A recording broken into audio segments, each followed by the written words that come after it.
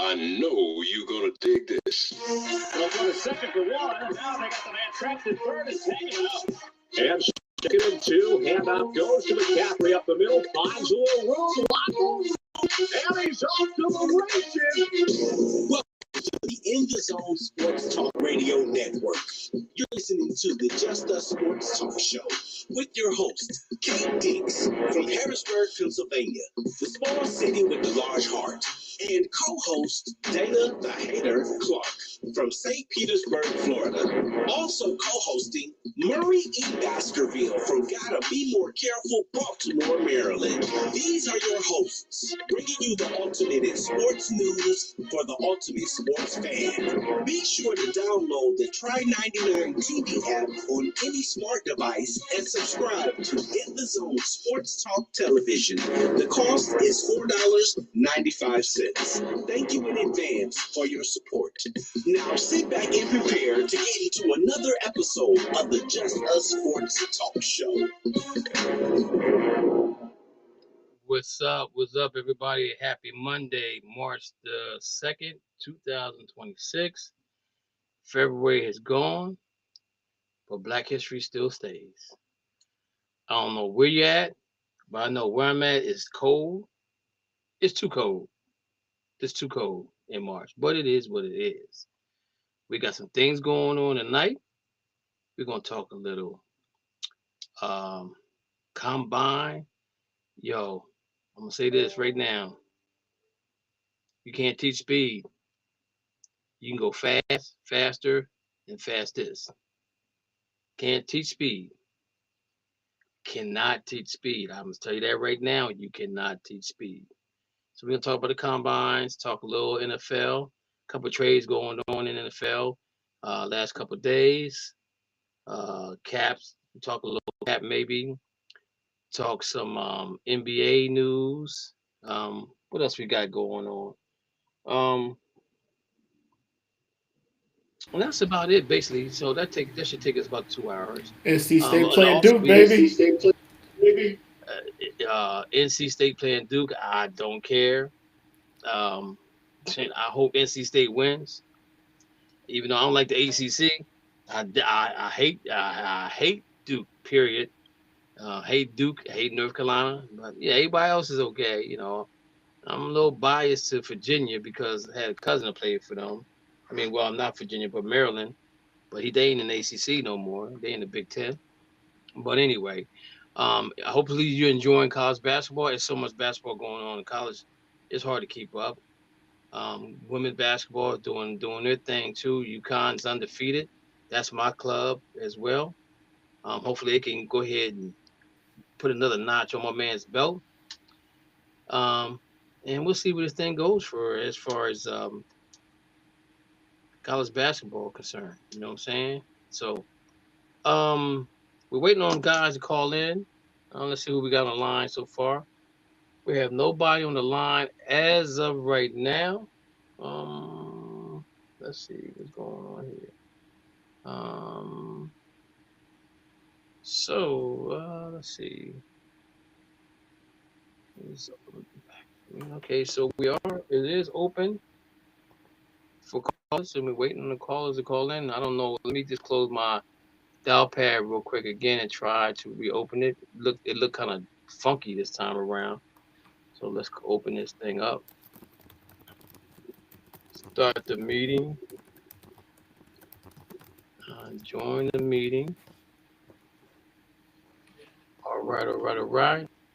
And that's the blessings. And we do have somebody on the line right now. We got my man Chris from New York. New York, so nice, they named it twice. And we got Curry from Winston-Salem, North Carolina. How you guys doing tonight? Let me unmute y'all so y'all can speak. How y'all? Chris, what's going on? And Curry, what's going on? 2 C's. Chris and Curry.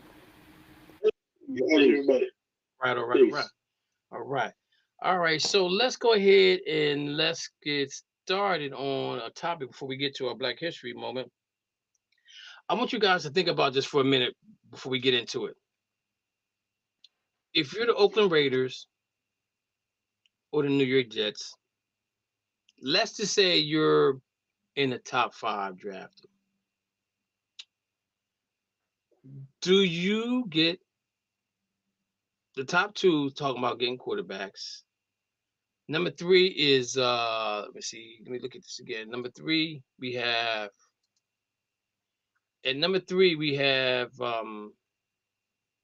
Arizona Cardinals. Quarterback needed. Tennessee Titans, the only team that don't need a quarterback. The Giants at 5 don't need a quarterback. God only knows what the Cleveland Browns going to do at number 5. Number 7 is Washington Commanders. They don't need a quarterback. And number 8 is the Saints. Don't need a quarterback. Number 9, Kansas City Chiefs don't need a quarterback. Number 10 don't need a quarterback. So we're looking at, let's say, the top 3, which would be the Raiders, the Jets, and the Arizona Cardinals. So let's think about that for a minute before we go into that. So, Mo, let's go ahead. Hit us up on your Black History moment, please. All right, so I'm gonna speak about the only man ever to have his Heisman stripped. Okay. So Reggie Bush, 2005.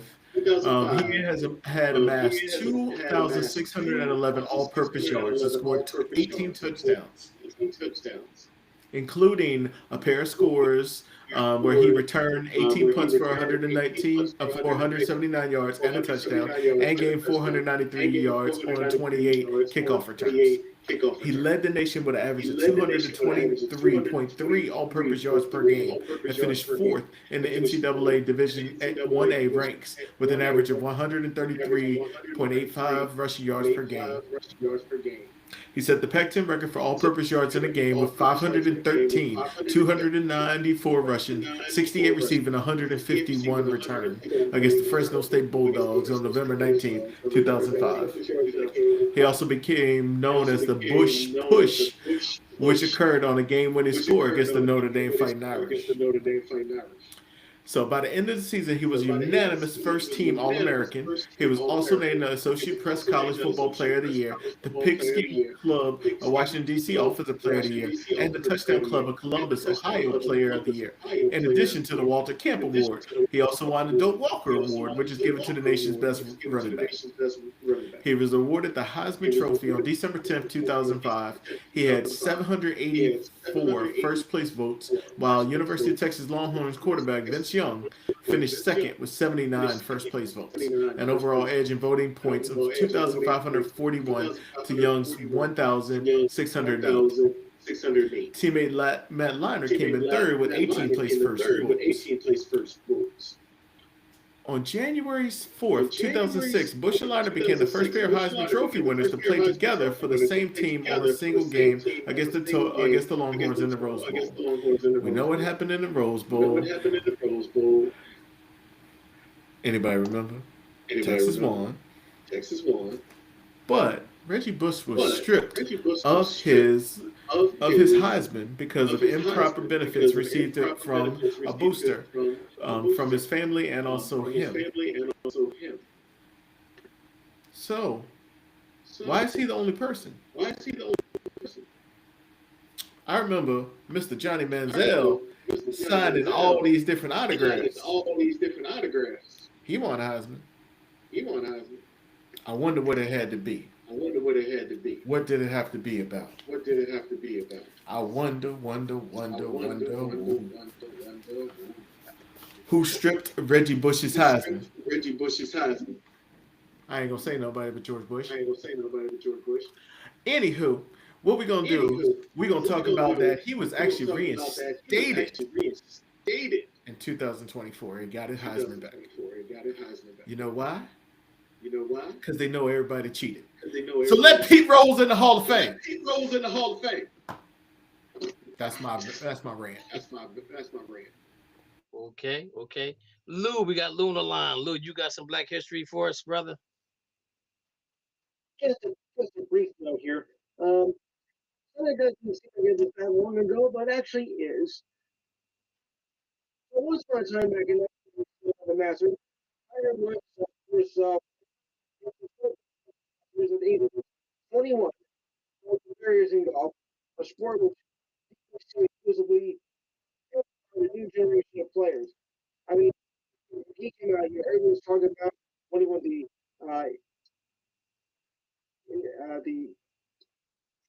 amateur championship, and they caused attention. And when he stepped on the Masters for the first time, I think they knew there was something special they saw in Tiger Woods as he won the Masters, and then just made history from that point on, winning just the major titles as say Jack Nicklaus, someone as opened the game of golf for the whole new generation of people, even the younger.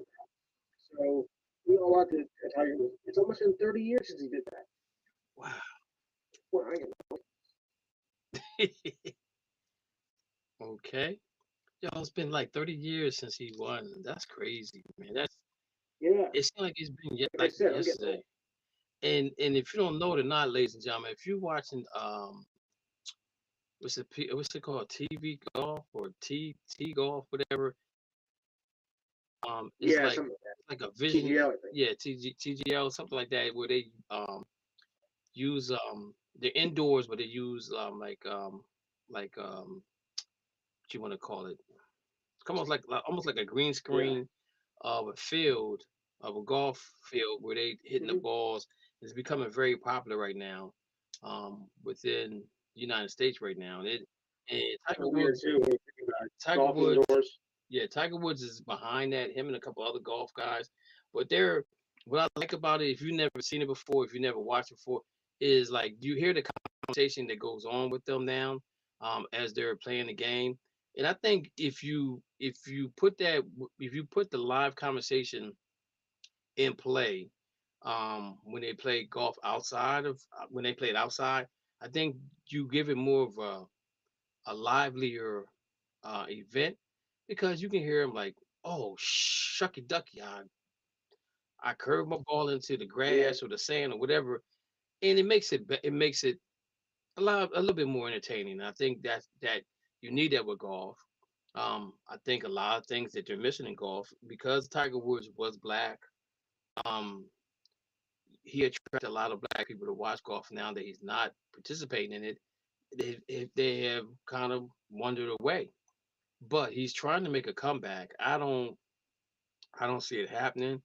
Um, At his age. yeah, I just don't see it happening. I would love to see him come back, but I've said it a long time ago that I think that he might have been doing some things he shouldn't have been doing with his body, and it all caught up to him Yeah. at the end. But I wish him the best luck if he does come back. You know what I'm saying? I respect Tiger Woods because of what he done. Um, from a perspective of African American, when they tell us that they always tell us what we can do, or you don't have the fundamentals to do these games, you don't have the patience or the understanding to do those games. And when they give us the opportunity to do it, we do it. We do it well, and we do it outstanding. We break color barriers. We break all kind of barriers. You know, as far as what we did in this country. So it would be a disgrace if I wouldn't do this person um, for my Black History moment. And he is the reason, he is one of the reasons why my pops is a Celtic fan. Um, and I became a Celtic fan. And he is part of the reason why I remain a Celtic fan, even during the time frame that we hadn't won a title in like 20 years. We were mediocre. I kept asking for when's Larry Bird and Kevin McHale and Robert Perez walking through the doors, and it never happened. For almost 20 some years, from 1986 to 2008, I was there struggling to get to that title round. But the person I'm gonna do mine's on is Chuck Cooper. And many of you know me. I'm a big diehard fan for the Boston Celtics. And actually, I went up to Boston February 1st for the NBA Pioneers game. It was 75 years. And Pioneers game basically represented Earl Lloyd, Nate Sweetwater, and Chuck Cooper were the first three black athletes and first three black players that were drafted in the NBA.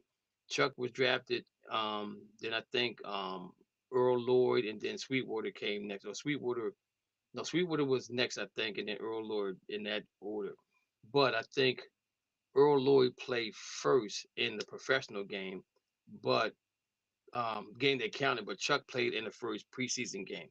But let me get on to my little information on Chuck Cooper. Charles Henry Cooper, born September 26th, 29th, 1962 to February 5th, 1984, was an American professional basketball player. Cooper played college basketball for Duquesne and was named consensus second team All-American in the 1950, according to November 18, 1950 issue of Afro-American newspaper. He was the first black player to be named an All-American college athlete. Cooper was the first American to be drafted by a National Basketball Association (NBA) team. He was chosen by the Boston Celtics with the first pick in the second round in the 1950 draft. Cooper and two others, Nate Sweetwater and Cliff Clifton, and Earl Lloyd, became the first American players in the NBA in 1950. In 6 seasons career, Cooper played for the Celtics, Milwaukee, St. Louis Hawks, and the Fort Wayne Pistons, averaging 6.7 points per game, 5.9 rebounds per game. Cooper was inducted to the Naismith Memorial Basketball Hall of Fame on September the 9th of 2019. NBA career. Coming out of college in 1950, Cooper signed with the Harlem Globetrotters on April the 25th, 1950. He became the first African American drafted in the NBA when Boston chose him in the 13th overall pick. Cooper was drafted by Celtics owner Walter A. Brown, coached by the legendary Red Auerbach, and teammate of Bob Cousy. And him and Bob Cousy were the best of friends. Officials from other teams learned the Boston interest in Cooper that just suggested he should not draft him because he was black. However, Brown's famous quotes was, "I don't give a damn if he's striped, plaid, or polka dot." Boston takes Charles Cooper of Duquesne. Cooper made his NBA debut November 1st, 1950 against the Fort Wayne Pistons. Cooper played 4 years for the Celtics, then was traded to Milwaukee Hawks before ending his career as a member of the Fort Wayne Pistons. After that, he spent years playing in the Harlem Magics before injuring his back in a car crash and leaving basketball during the NBA career. Cooper played a total of 409 games, scored 2,800 some points for average of 6.6 points per game, had 2,000 rebounds for average 5.9 game, and 77 assists for average 1.8 per game. As some stats were not kept during the time, it is not known how many block shots, steals, or turnovers he had. After his NBA career, Cooper graduated with a Master's of Socials with the University of Minnesota in 1960. He was married twice, first in 1951, then in 1957 to Ira Lee, with whom he had 4 children. He improved his hometown of Pittsburgh, serving the Pittsburgh School Board and appointed director of Parks and Recreation for the city, becoming the first black department head. He also helped the Pittsburgh National Bank action program as urban affairs official until he died in Pittsburgh at the age of 57 on February 5th, 1987, of liver cancer at Forbes Hospice Hospital. Chuck Cooper, first black athlete, first black NBA player to play in the NBA. Again, no, I know it's knowing his son, and he came on the show a while ago, but just to sit and talk to his son about his father was amazing for me. He talked about how close him and Bob Cousy was, and then um, even after they had Chuck Cooper on the team, they brought in Casey Jones, Sam Jones, Bill Russell, those guys, and Bob Cousy's wife was the one. She's like the mother of all. She's the mother hen of all of them. So she would gather everybody together, and they would all hang out and do stuff together. And we got to remember that back in that time, um, Bob Cousy and Chuck Cooper used to roommate together, right? But they wasn't allowed to stay in the same hotel, things of that nature. this is some of the things that he went through to play basketball. And these are things that we need. These are some of the most important things that we need to teach our young people about the people that pioneer in any sports, in anything worth talking about as far as Black history, that the sacrifices that they made for us to be where we're at now. It just is amazing. Just think of the mentality that you had to have. And if you really think about it, most of our great athletes all went to college, right? So they had the education part of it. They knew how to deal with um, being spit on, being called different names. They took it with a grain of salt, but I guarantee inside of them they really wanted to do something to the people that were saying it to them. But they knew that it was bigger than them. Um, did they ever think it would be? Do you ever think? Did Jackie Robinson ever think that right now in the Major League Baseball there's less blacks than there are in nationality in baseball? You know what I'm saying? Things of that nature. Would Chuck Cooper ever believe how dominant the NBA is with dominating more blacks than anything else? Would Ernie Davis believe that there's been so many other black athletes that won the Heisman? Things of that nature come to play because these were the pioneers that set us forth to do the great things we do. So again, I applaud them for what they did for us, and I wish the young people would understand that more about the sacrifice they made. Like for example, I don't know if you saw this. I saw this on Facebook where people were fighting over sneakers. Michael Jordan got a new release sneaker out.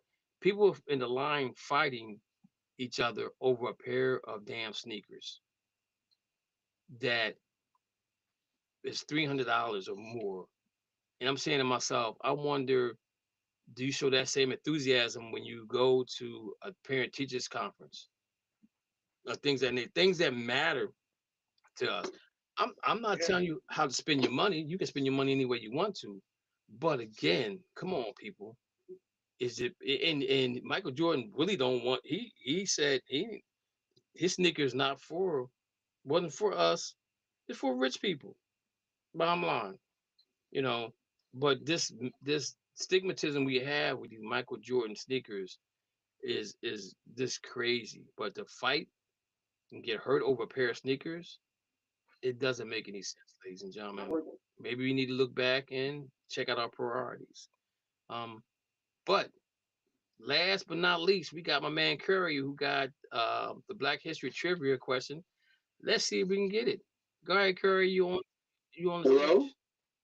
Curry. Hello? Go ahead, Curry. Okay, yeah, sorry about that. I thought I heard somebody just talking in just a minute. Actually, I'm going to give you three questions because you'll be able to get one or two of these. All right. In 1988, this black man was the first black referee in the NFL. In the NFL. Martin Luther King. Martin Luther King. Stupid. What? He the right answer for all Black History trivia, right? Black History trivia, right? Yeah.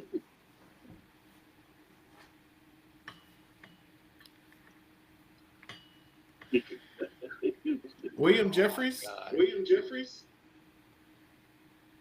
I don't know any black referees. Who? He said William Jeffries. Who did? Oh, no. Don't pay attention to Mo. I don't know his name. I ain't looking it up. I ain't cheating. Go ahead, Curry. All right, do you want the next one then? Or you want the answer to this one or you want the next one? Let's give us the answer to that one. And the answer to that was Johnny Greer. Well, you guys remember Johnny Greer? Yes, I do. I do remember Johnny Greer. Okay. In 2008, this referee was the first black to be the lead official in a Super Bowl. Mm.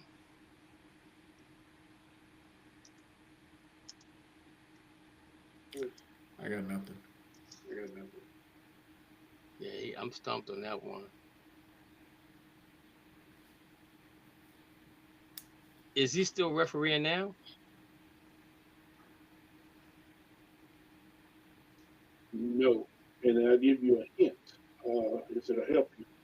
He retired because it's something had to do with the Washington Redskins, something that I can't remember the total story on it, but he decided he was. Oh, he wasn't gonna do a game in Washington for some odd reason. But he did end up retiring. I can probably tell you why he didn't referee in Washington. Well, that's easy answer to that one. I mean, I could guess that, but I don't know if I'm right. But he's not reffing no more. No. Johnny Greer.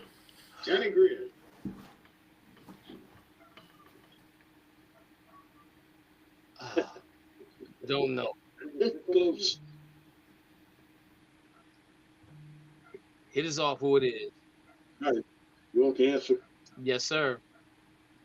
Mike Carey. You remember Mike Carey? I don't remember Mike Carey. I remember Mike Carey. Yeah.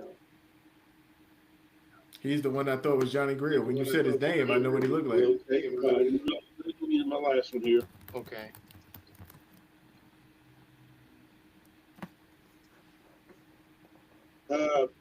In 2020, Monday Night Football, this referee was the crew chief of an all-black referee team.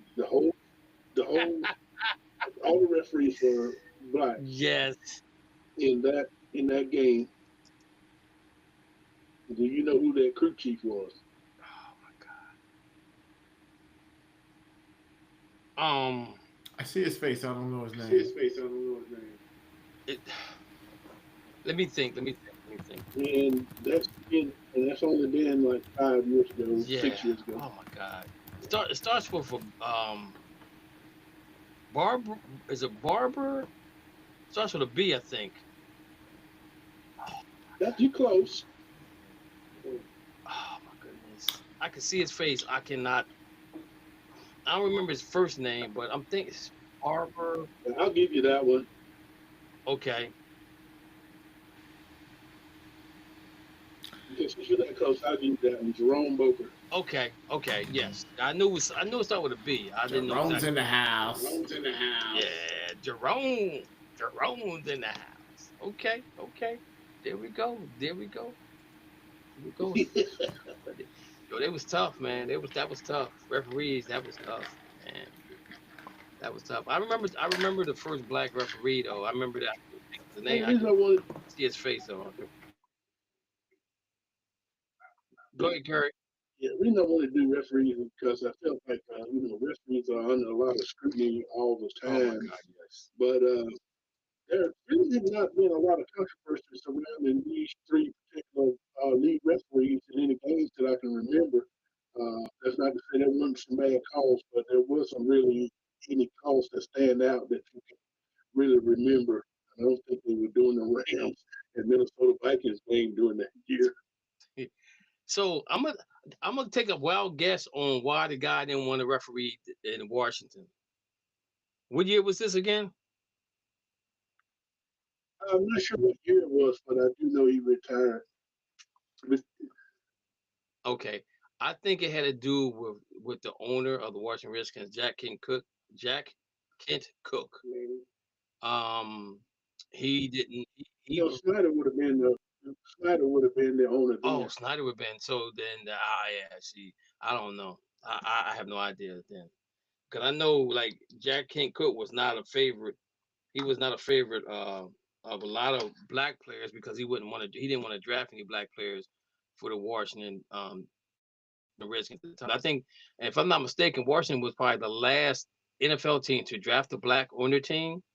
And actually was the year Ernie Davis got drafted, because Washington had the #1 draft pick, and they traded it to the Cleveland Browns, because his comment was, I don't draft niggers. Go ahead and trade to the Cleveland Browns, and that's what we did. But the weirder part about it is he ended up drafting Lenny Mitchell, I think his name was, that played for Washington. I think he ended up drafting like in the 3rd or 4th round. So he kind of ended up with another running back, and I mean, we know that what happened to Ernie Davis, he ended up having disease. I can't think of the name of it, but he ended up passing away, but he never really got a chance to play for the Browns. So maybe, but it was good that him and Jim Brown both went to Syracuse, so they got a chance to be on a team together at one time. And I think you put those two guys together, and that's one of the best two running backs in the backfield that you will probably ever seen play the game of football. So, ladies and gentlemen, that's our Black History moment. Next week I will have my trivia question. And I'm gonna say this to you. I've already talked about the person that during the month of up until now, I've talked about this person in the concept of being part of my Black History. So that's the hint I'm giving out. So before we move on, I wanted to share something with you guys. So this weekend I went and saw my cousin Ann Mills and her daughter Candace Mills. They were my cousins on my father's side, and we started doing some ancestry stuff on ancestry.com, and we found out a lot of stuff about our family that we didn't know within almost like 45 minutes with our family tree. And with us as Afro Americans, it's hard for us to find out where we came from. And it's very difficult to find out where we came from because of how we came here. I can go back almost 6 generations on my father's side. I can go back 9 generations on my mother's side of the family. But what amazes me is that my cousin is she's getting ready to turn 90 years old, and her mind was on point about a lot of stuff that we talked about, a lot of names we brought up, through the ancestry.com that we was attaching to the tree. And I'm gonna say this to you guys: if you have somebody that's that mature in age, sit down and talk to them, find out how life was growing up with them compared to what it is now. I had a grandmother who lived to be 95 years old, and she would never want to talk about the way she was raised. And it really bothered me because I guess it was really bad for her at some point in life, because she would never, the only thing she would say to me is that I'm glad to see that my kids, for the great grandchildren, can walk down the street without putting their head down, not moving from left to right for people to walk on, to walk on the street or on the sidewalk. She said, as long as I can see that, I'm okay. And I just wish that I had an opportunity to talk to her right now. Just and my great grandmother used to smoke a pipe, and she'd drink old granddad, right? She used to drink that straight. And she was the funniest person that you would ever want to meet, man. I tell you, she was comical. But again, I'm trying to leave a legacy for my kids and my grandkids. So there's pictures along with the history of my family from the time I can take care of it until now. I have pictures, right? So you can put pictures to names, which makes it a lot better for a visual part of it, because I have a picture of my great grandfather and I have a picture of my great great great grandmother, right? And you look at the pictures, you're like, wow, you'd be amazed at how they dress and how they look and things like that. So if you have an opportunity to have somebody in your family, please talk to them. Pick their brain. And this weekend coming up, I'm going down to Virginia to talk to one of my older cousins on my mother's side, which is her father's side of the family, which is to me is a little bit is amazing because every time I add a name, I get a leaf, and when I get a leaf, that gives me more information on which way I need to go with which direction I need to go in. So this summer, my plan is to my cousin has she's having a 4th of July cookout down in Macon, Georgia, and my plan is to leave early and make some stops on the way down I-95 to certain places to take pictures and things of that nature, and then put it in the archives of my family. Because again, you know, we have some of us are here, and some of us not here because their family might have died on the ship, jumped off the ship. They just didn't want to take the voyage to come to the United States. So again, man, I hope you guys do get an opportunity to do that, man. It was amazing this weekend. And I know it was so much I wanted to ask her to that nature, but we kind of got a lot of stuff done, you know, and probably in the near future, I'll probably sit down with her and do a video. Have her hair all did up and makeup on, and just sit there and have her talk and put it on like record it on Facebook and just put it in the archives under our family tree. That was the things I want to do. So that being said, let's move on. All right, guys, listen. Hey, man, I hope you get a chance to go through Charleston, South Carolina on your way down there. There's a lot of history there to be learned if you've not been through there. I love Charleston. I want to actually, that's where I want to move to when I leave here. I want to move. I would love to move to Charleston, South Carolina. I love it down there. Beautiful place. Beautiful. I love it down there. I love it. Charlotte was a place I thought about. There's a lot of history there to be learned. But Charlotte's too massive right now. I can't do Charlotte. I just can't do Charlotte. It's too big, too big. All right, so Lou, you probably came on the back end of the show. So I want to ask you a question. I'm gonna let you go last, so I'll let you think about this. If you're the Jets and the Raiders, right? Mm-hmm. Why? Let's do the Raiders. If you're the Raiders, why do you draft Mendoza if you have so many positions you need to fill? So let's go with Mo first. Yeah. Mo, what's your thoughts on if you're the Raiders GM? Do you pick Mendoza? Yes. And why or why not? Yes. You take Mendoza because quarterback is the hardest position in the NFL to fill. If you got one, you got a chance. You don't have one, you don't. Okay, so I'm gonna play devil's advocate here. Their offensive line is what needs some adjustment, right? Mm-hmm. So with that first pick, oh, the Browns' offensive line is available. Not that they were great, but they were good. Who's that? All 5 of the offensive linemen for the Browns. Would you say they're available? Yeah, they're all the free agents. Y'all just traded for a right tackle. Yeah, we just traded for a 3-year deal. But my thing with the Raiders is though, if they were like, okay, Cleveland was 31st and the Raiders were like 30, but the Raiders are 32nd or something like, 31st. Yeah, they're 31st. The O-line grade was 53.4. Best ranking, Jordan Meredith was 68.7, 147 overall, and 53rd in the position. Worst ranking was offensive lineman Stone Forthus at 49.9, 110th overall, 99 position. The Browns were 32nd, right? So my thing is right here. If you bring Mendoza to the Raiders, okay, and you don't address the offensive line, could we see there being a problem in the future of them moving on from him in the future? Now, the only good thing about the Raiders right now is they're number 4 in money, so they got money to use. But do you use that money to solidify your offensive line?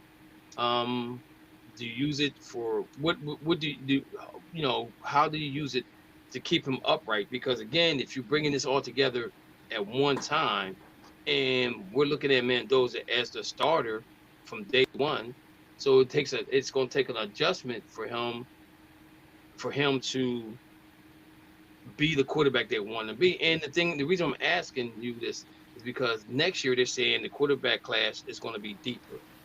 So you're saying you drafting right now and you worry about the offensive line, or you drafting right now and do you address the offensive line?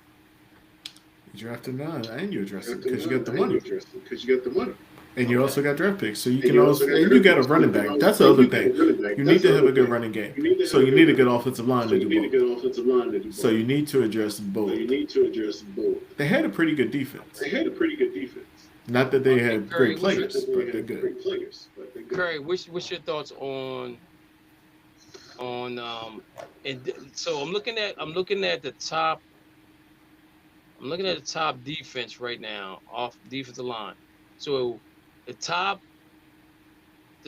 10 is Cleveland, Pittsburgh, Houston, the Colts, the Rams, Tennessee Titans, Buffalo, Seattle, Broncos, and 49ers. Vegas was 12, so that's not bad. They're not even in the middle of the pack. But Curry, if you're the Raiders, do you draft Mendoza, and do you address the offensive line with the draft picks you have? Yes, I'd have to go with Mendoza, because if you do not have Mendoza, try explaining to your fan base why you did not draft the hottest quarterback coming out of college with it like it was him. So what's the guess on that guy, and then watch him go somewhere all world, and then a fan base that you got this guy for whatever reason. And well, I'll give you another example. Look at the New England Patriots. They won 4 games last year, and they have the same quarterback that they went to the Super Bowl with this year. So, yes, draft that quarterback, because that is the most important position on any football team, and that's the quarterback. If you got a quarterback, you can make some things happen. If you don't have a quarterback, it's going to be some hard roads down there. Okay.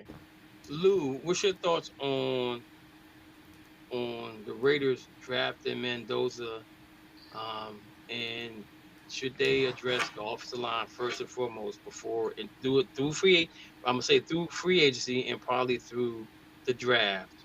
What's your thoughts on that? I think the Raiders do need to draft Mendoza, and they do need to address the offensive line, because the offensive line was weak last year, which is part of the reason why they went 2014 in the first place. So yes, they have to, and anybody who's not, past them, they make a terrible mistake in their offensive line. So as much as I'm not a Raiders fan, be doing what they do need to get them. I don't think the Jets will. Okay. So do you think there could be any kind of package that the Jets could give give the Raiders that would say, yeah, I'm gonna go ahead and trade this draft pick and worry about my quarterback next year? Do you guys think that could be a possibility at all? Maybe they need more than a quarterback. They need a whole new, like a running back too. So yeah, they do need to get a quarterback, because their offensive line for the Jets is downright miserable. Okay. All righty. And I agree with you guys on that, on the Mendoza thing. The only way that I could, if I'm the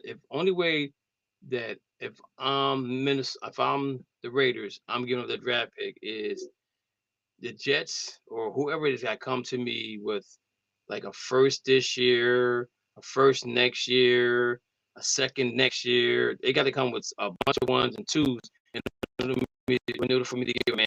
Because again, if we're saying that, if the NFL is saying, hey, the crop that's coming through next year is a little bit stronger than what's going on right now. Because if you think about it, the quarterback that everybody's thinking about after Mendoza is the guy from Alabama, Ty Simpson. That's who they're thinking could be the next quarterback, but they're saying that he could go in the late rounds.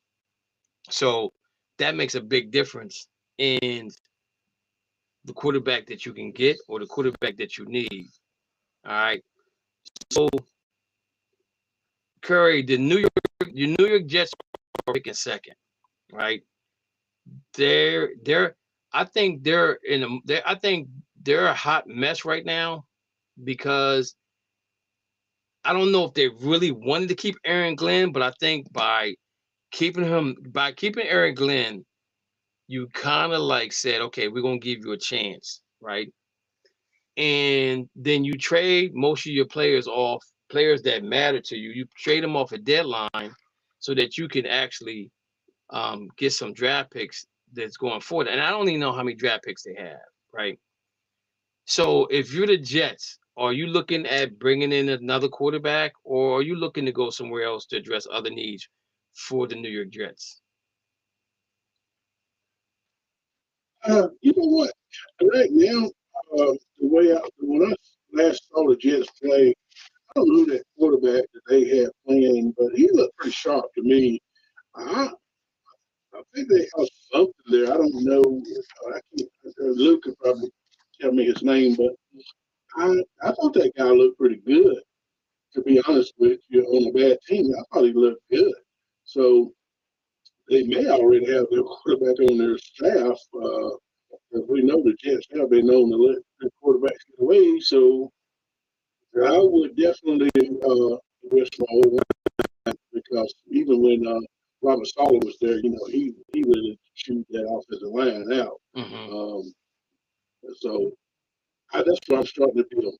I'm build that offensive line. Even if I had to trade it back and pick up some more picks, I'm still gonna build that lineup. Okay. Mo, what's your thoughts on the New York Jets? They're a dumpster fire. It's sad. How do you feel? How do you? So let me explain why. They gave away Quinnen Williams. They gave away Sauce Gardner because they didn't want to pay him. They should have traded away Breece Hall. Should have traded away Garrett Wilson. Because those are the only two guys they really have left that anybody wants on the team. So the problem is you trade away your best guys, and you leave two guys that are just singing there. They're just sitting there, and you're not even extending them. So Breece Hall is at the end of his contract now. You give him money. Why? Because you're going to be a bad team. It makes no sense. Well, I think there's a possibility that Breece Hall might end up getting franchised. But you said that they're kind of like a dumpster fire in a sense. I kind of understand what you're saying. I'm not saying I agree with it, but I understand because of what they did just recently, getting rid of some coaches at the end of the season where everybody been picked over. Now you got to come back with some new coaches. So I don't know if they're sitting. If Aaron Glenn is that gap coach for them to get the pieces they want, then they bring another coach to fine tune it.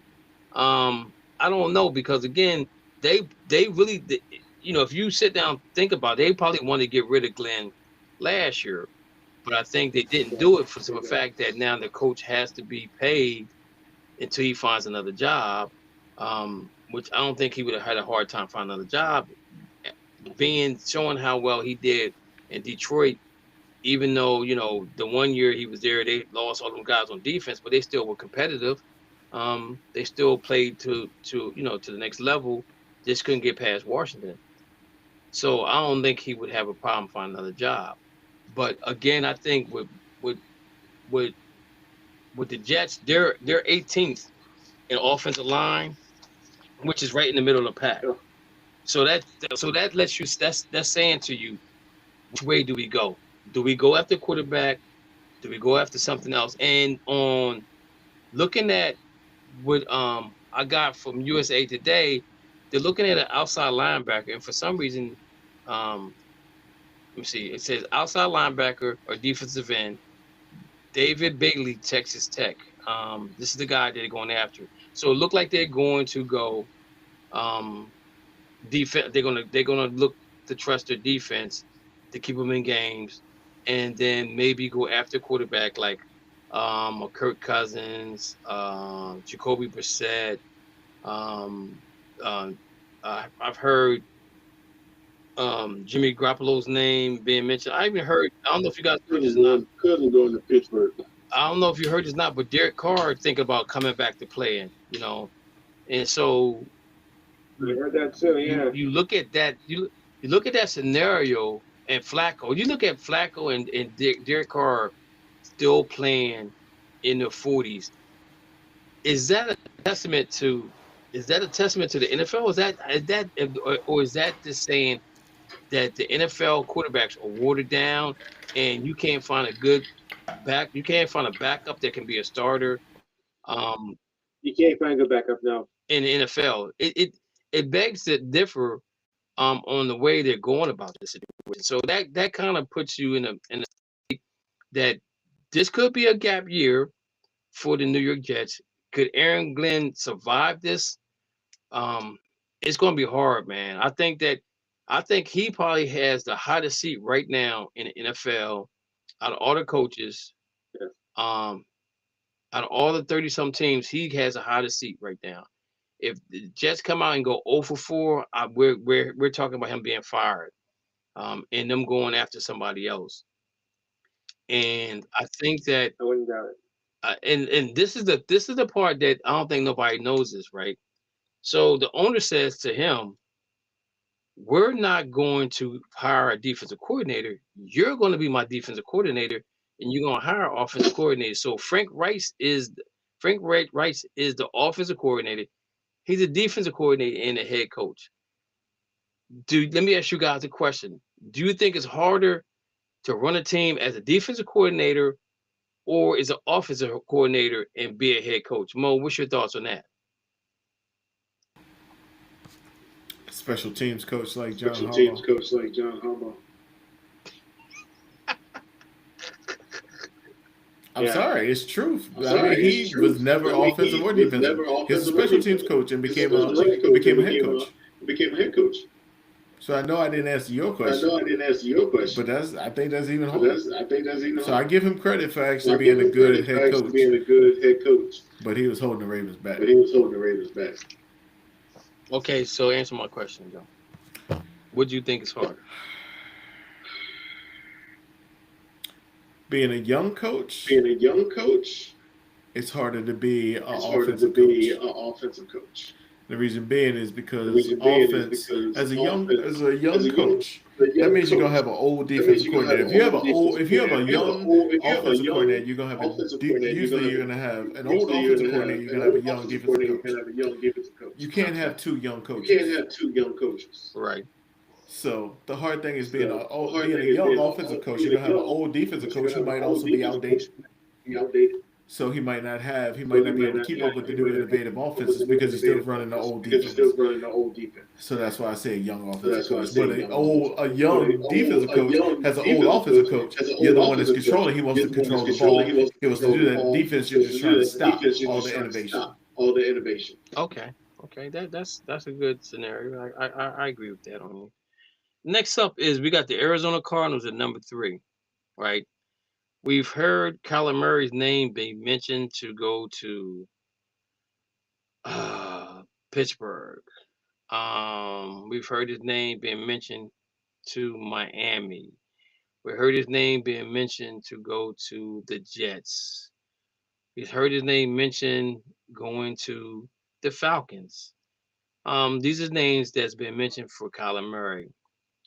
Curry, from the past with Kyler Murray, do you trust him to be a quarterback that you would bring to your organization that you would try to build around if you was a GM? No, I think he's too short. I think he's just like he gets another tool. He's too short. Only difference in him and Tua, he got more mobility than Tua. Tua is probably more accurate than Kyler Murray is when his passes, but one is has some things that the other one don't. But all in a nutshell, it's the same guy. Okay. Lou, what's your thoughts on Kyler Murray? Would you be okay with him coming to the Jets to be the starting quarterback? Be a starting quarterback. Yeah, I don't have any problem with that. Maybe we can use him as a starter. Okay. Mo, would you be okay with him coming to the Pittsburgh Steelers that has a question mark at quarterback? I do. I think he's got the highest upside of any quarterback out there that's available. Only problem is, can you get him to study? And it's going to take somebody that's going to be able to get in his ear. I think Tomlin would have been a perfect coach for him. I don't know if McCarthy's going to be that guy. Okay. That's a good point. With Tomlin being the coach. I think that Kyler Murray should go to a team as a backup. Because I think that he goes to a team that's a backup. Now he's learning an offense where he'll be secure in what he does, and go to a team that knows that the offensive coordinator and the head coach is going to be there for a while. So I'm looking at somebody that's been established in the NFL, as far as the coach, the quarterback combination, or head coach, that they're not going to go anywhere. Because I think if you can learn the system by sit back and watching, then I think that makes you a better player. And we've seen it happen with Baker Mayfield. We've seen it happen with Andy. It seemed to happen with Sam Darnold. And who else is out there? Who else is out? I can't think of other quarterbacks out there, but those guys Malik Willis. come to my mind. Who's Malik Willis? He comes to mind. That they had to take a seat. They had to take a seat down to see how to manage the game away. And you can put Anthony Richardson in that category as well, because Kenny Pickett. Kenny Pickett's name's out there as well. I'm joking, man. I'm joking. He's terrible. No, but the thing about it is, you look at it, the only problem with Kenny Pickett is he's been to too many places, right? So now it's like, now he has to figure out again, if he leaves somewhere and goes somewhere, he has to learn a new offense all over again. You can't be a quarterback with baby hands. Wilson did it. Wilson had small hands. Well, Russell Wilson has one of the biggest hands in the NFL. No, he had small hands. Okay. Because that was one of the issues about them drafting, was they were saying about his hands. No. Russell Wilson's hands are huge. I might be wrong. His 10.25-inch hands are larger than those of Tom Brady and Patrick Mahomes. Okay. What does the Kenny Pickett's hand size is like 8.5.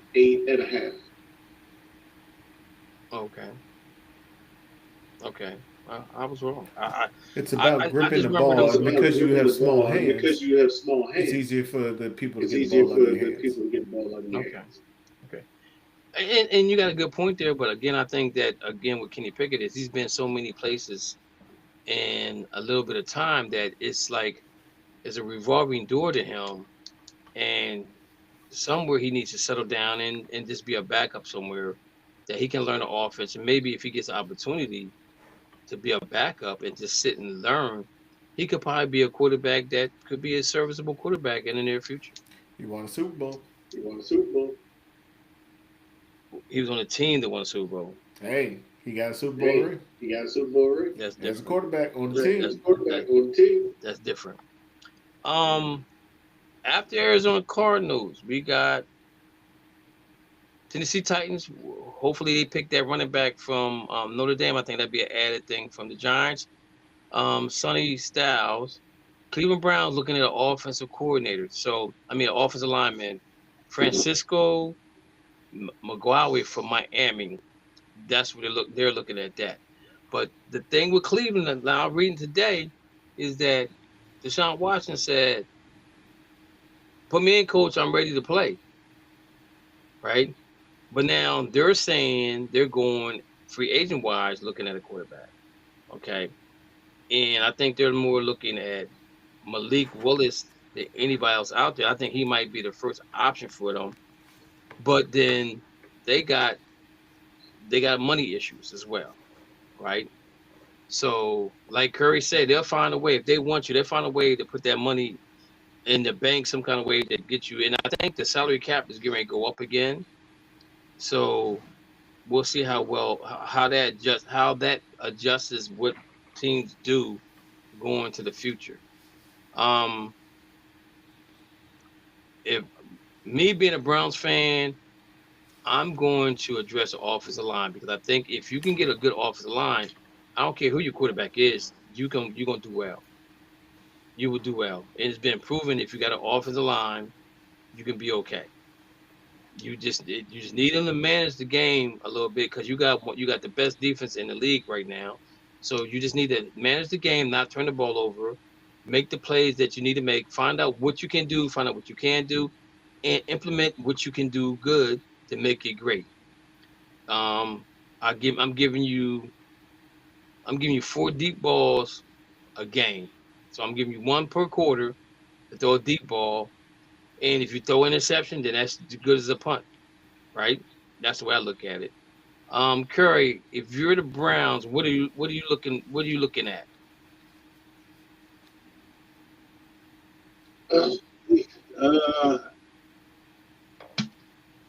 I guess gotta go with old line. I still trying to build it up because they got a house full of quarterbacks. So I have to go with old line. Okay. Mo, put your bias aside, and if you're a Browns fan, I mean, you're general manager, you're Barry, GM for the Browns. What are you looking at drafting? I draft a wide receiver. I give Shador and Deshaun Watson a chance to compete for the job. I don't try and bring another quarterback in there because you already got 3. It makes no sense to have 4. You're not going to keep 4 quarterbacks. So you wouldn't go offensive line? Well, you got to go offensive line because they have no offensive line right now except for the right tackle.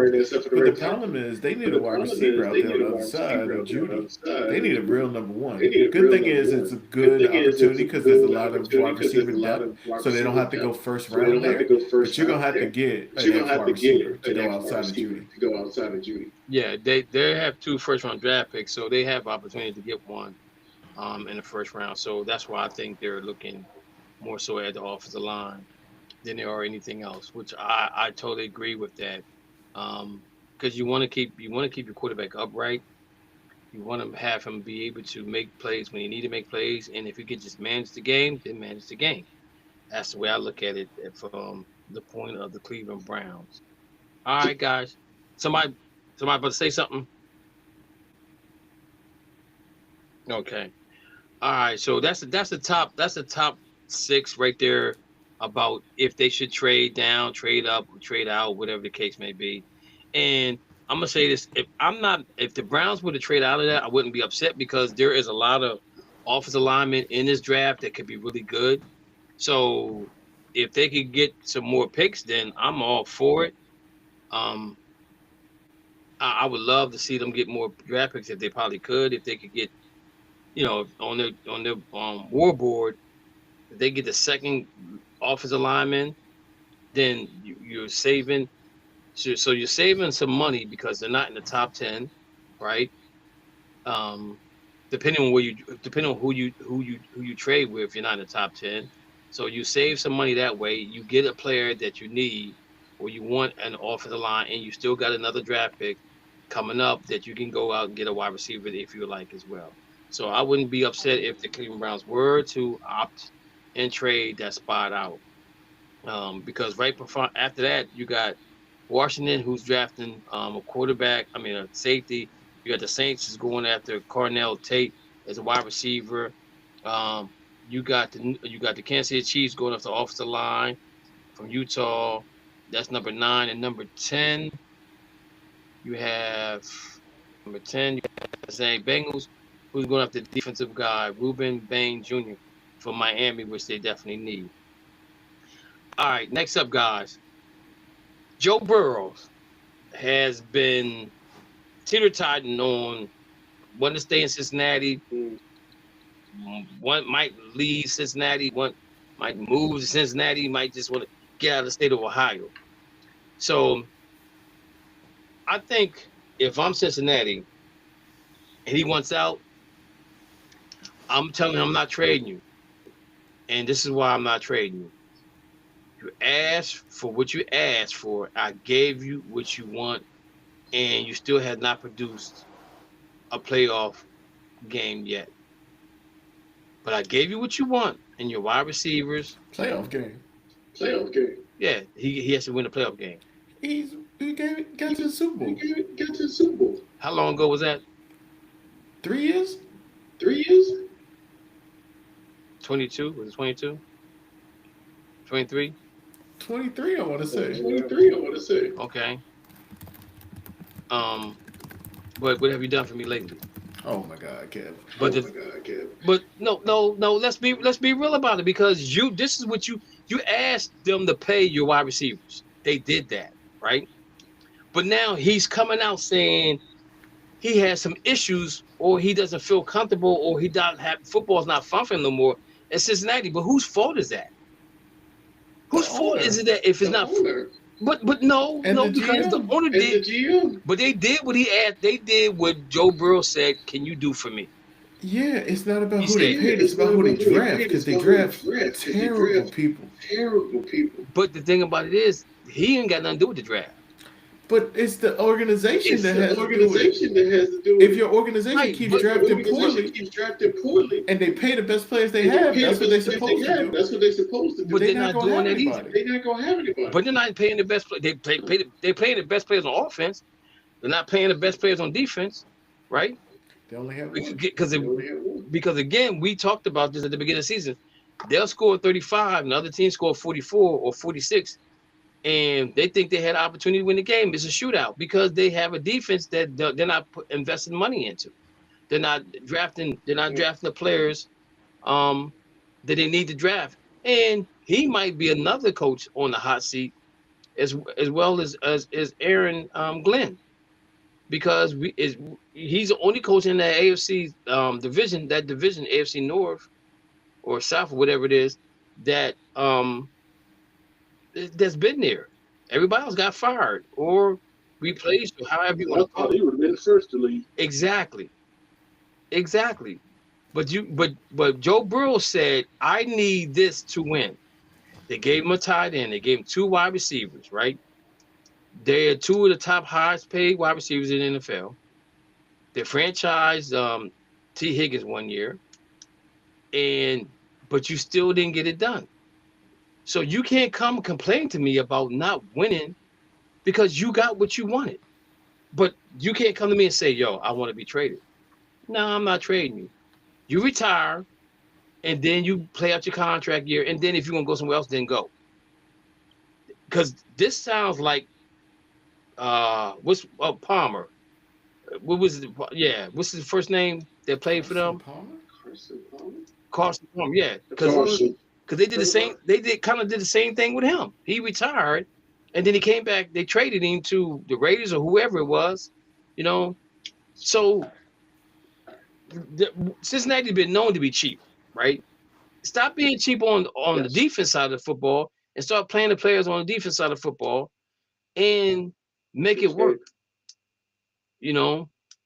So Mo, Curry, what's your thoughts on if you're the Cincinnati Bengals and Joe Burrow's come to you in the middle of the season like, yo, this ain't working out, man. Can you ship me somewhere where I have an opportunity to play for Super Bowl. What you gonna do?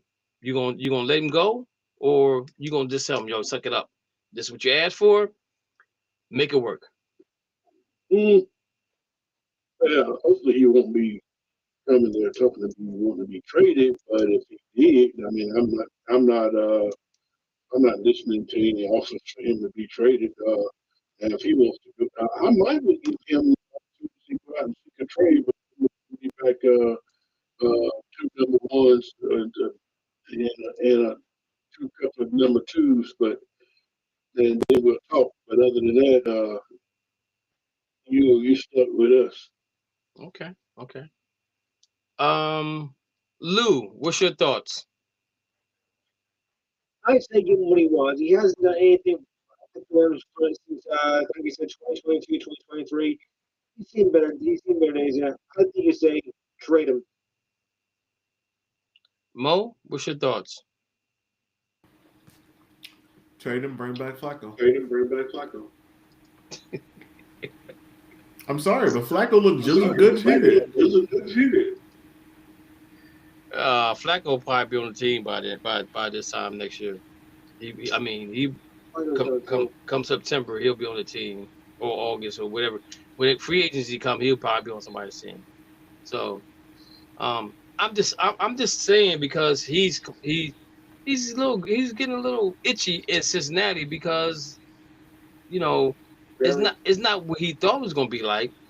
But again, this is what happens, that you give your quarterback all this money, then you give wide receivers all this money, and then you don't do anything with your defense. And then you got Trey Hendricks sitting there like, yo, what are you going to do with me, man? Can you just let me walk? Can I go somewhere? Can you trade me somewhere? And they want their front yard, the backyard, the swimming pool. They want the whole house for him, and ain't nobody willing to get it up.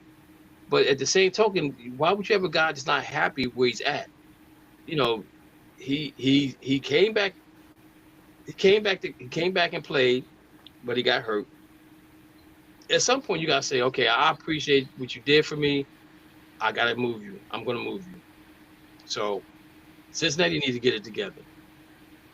Next big player that I think should be moved is Myles Garrett. Mo, if you're Cleveland Browns and you can get a boatload for Myles Garrett, and this could set you up for years to come of getting rid of Myles Garrett, right?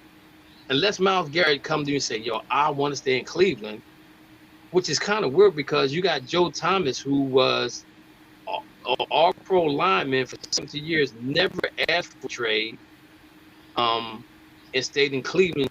So I don't know if it's a dedication thing or they take care of the players well. I don't know what it is, but if you're the Cleveland Browns, do you move him? Should you move him? You might as well because you're not going to get any better anytime soon unless you get picks. You got two first-round picks. If you believe in Shedeur Sanders, and you believe Deshaun Watson is going to come back, you got a chance because he gives your defense a chance. But you also let Jim Schwartz walk, which is a bad thing for Myles Garrett. So I give it one more year. If it doesn't get any better, which I don't see it is because y'all the Browns. And that's not my bias. That's just true. Y'all are the Browns. If it doesn't work, then you trade it. We give it one more year.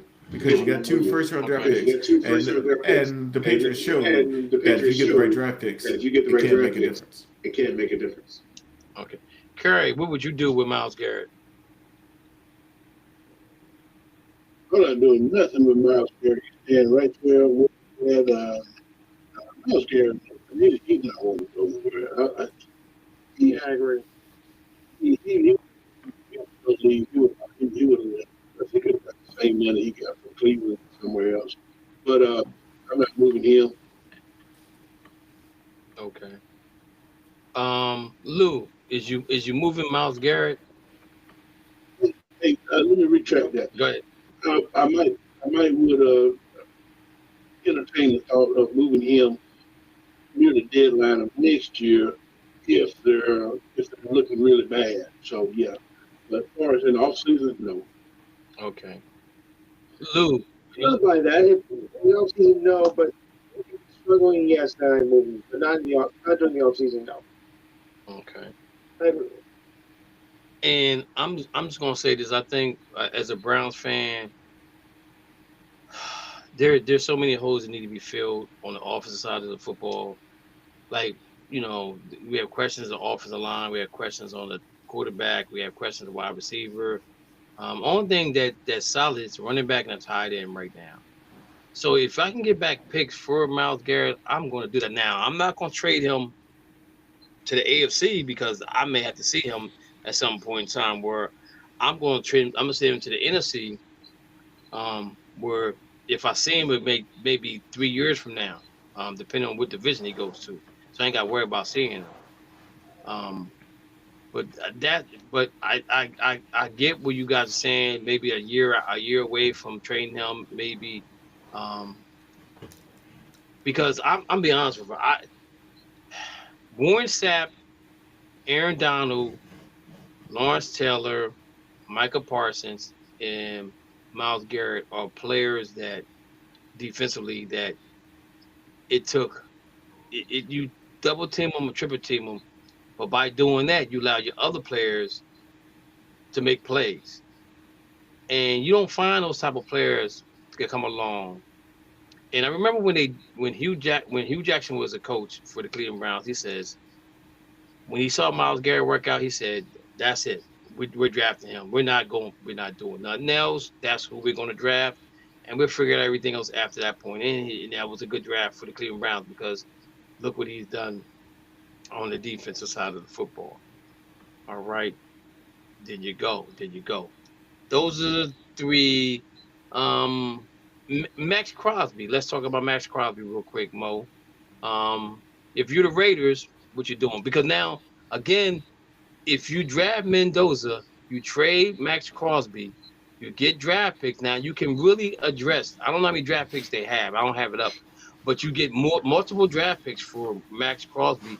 So now you can definitely use the draft picks to go out there and get your offensive line, get your veteran left tackle or right guard or whatever the case may be, and then you draft, you build up through the draft. Could you see that happening with the Raiders with Max Crosby? I don't. I tell you, there's two hardest positions to fill: a quarterback and edge. If you hit on Mendoza and you have Max Crosby, you have both. So you're saying you think they're going to keep Max Crosby? I think they're going to try their best to, even though they've talked about trading him. I think I would keep him. They also have Genty. People forget that they have Genty, who probably would have been one of the best running backs if he had offensive line last year. The boy is talented. But that's what I'm saying though. If they can flip Max Crosby for a couple picks, and let's say a left tackle or right guard, whatever case you may be. You're not going to get because you want out of two players that you get out of Max Crosby. That might be true, but what you're doing is solidifying your offensive line to keep Mendoza standing straight up, because right now Cleveland's 32nd in offensive line and they're 31st, right? So that doesn't sound good for a Raider fan saying, wow, will we be able to get an offensive line that's going to keep Fernando upright next year in the direction we're going with the offensive line? The question to me would be no, because if you're 31st, then we got problems. So my thing is, they got money. Offense puts butts in the seat, and they got money. They have money. They're fourth in free agent money, so they do have money. But my thing is, if you flip him to get a draft pick or two, or you flip him to get a player in a draft pick, they haven't been drafted well. Well, it's gonna have to start sooner. But now you're saying they're not drafting well. But again, that's what I'm saying. That's what it goes back to our conversation earlier. Why draft Mendoza if you're not going to fix that offensive line? Because you can fix it in free agency. You go get Wyatt Teller from the Browns, who was an All-Pro. You can get a left tackle, Tyus Howard. Well, the guy that's coming from Green Bay. I don't know exactly what his name is. I think it's Watson, Tyler Watson, or something like that. Okay. You get those positions. They got Jackson Powers from Oregon 2 years ago or 3 years ago for center. You just need one more position. Okay, so you're saying that through free agency they should address the offensive line, and through the draft they draft were their needs, not wants. Yeah, exactly. Well, actually, I still think you draft your wants. I think you need young guys behind those players. But there's so much more that they need on the defense too. They suck on the back end. They had a good defensive line, but they suck on the back end. Okay.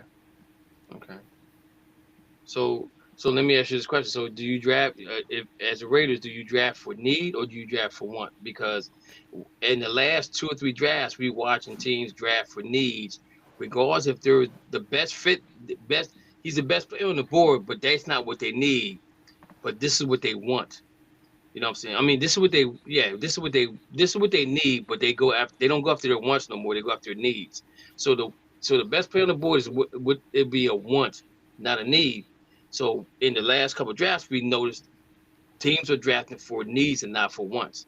So would you go after a need or would you go after a want if you were to do what you just said with the Raiders? I go best player position. I go best player available. With all the money that I have, I use that in free agency and address my needs. And then you draft the best player available. Okay. Curry, do you agree with Mo said?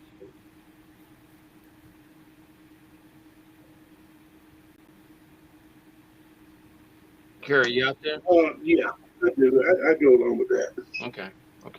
It sounds reasonable because they do have cap. They're like 4th in cap money, and then the cap did go up a surmountable amount this year as well, and it probably will go up again because I know who is it? They have a contract with not Peacock. Is it Peacock? One of them. Cap goes up every year anyway. One of them streamings, they was really disappointed in the Netflix and Prime. Yeah, okay, but they were disappointed in the games that they gave them to watch. They was like, yo, you need to do better with the games that you're giving us. Thursday nights. So if so let me ask you a question, bringing it up. So on Thursday nights, should that be a divisional game, or should that be okay? So okay, when I'm saying divisional game, within the division, should that be a game on Thursday night? Or should it be a game like Pittsburgh against the Raiders? I told you what it should be. That's a hated game. That's a hated game. Like Curry, what team in the NFC that Miami didn't like that you could say that could be a rival game for you in the AFC? I mean, in the NFC, yes. NFC, I don't think they got anybody over there that they want to rival. Okay. Tampa. Just to be a rival, it has to be somebody that you play. So what about the AFC? What about the AFC outside of the division? What other teams do you think they have a rivalry with?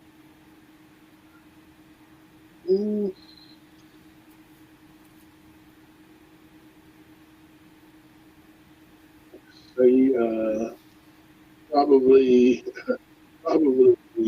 the Chargers. And then we not say the Chargers because there's always been this who should have drafted Herbert or two. I mean, those two are always tied together. Okay. And I'm thinking about like the Rams. Yeah, like the Rams would be the Dallas Cowboys. That would be to me, that's that team outside of the division that they hate. They hate each other because of the past of how many times Dallas or Minnesota, how many times they had knocked the Rams out of going to Super Bowl between Dallas and Minnesota. But then I'm gonna throw the Saints in there too because I think that's a rivalry. Because they were in the same division at one point in time. So I would have to put the Saints. I would have to say Dallas, then the Saints would be their biggest rivalries outside of the division. So again, I think if they're looking at doing something like that, I think that's better. In a sense, I don't know, because some of the games they had on wasn't really good games, and the NFL got to do better.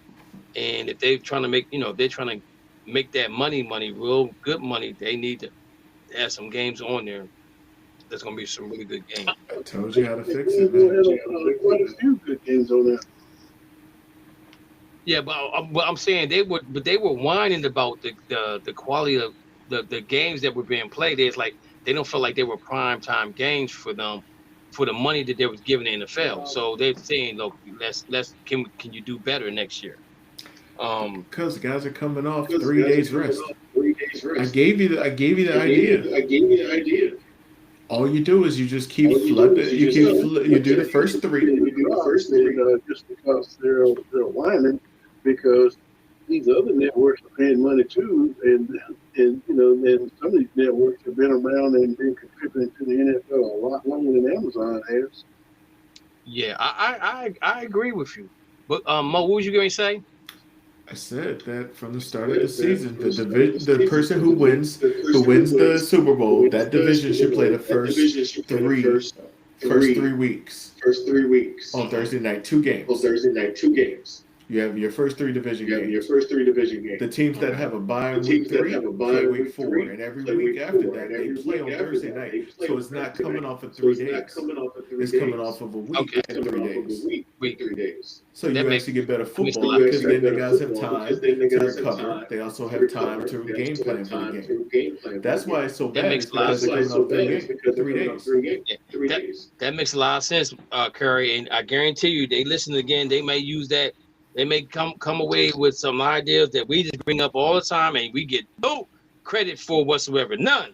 They don't credit us for nothing we say. And we have a lot of good stuff on the show, ladies and gentlemen. I'm gonna let you know that now. And then you also get 2 Thursday night games for the first 3 weeks of the season.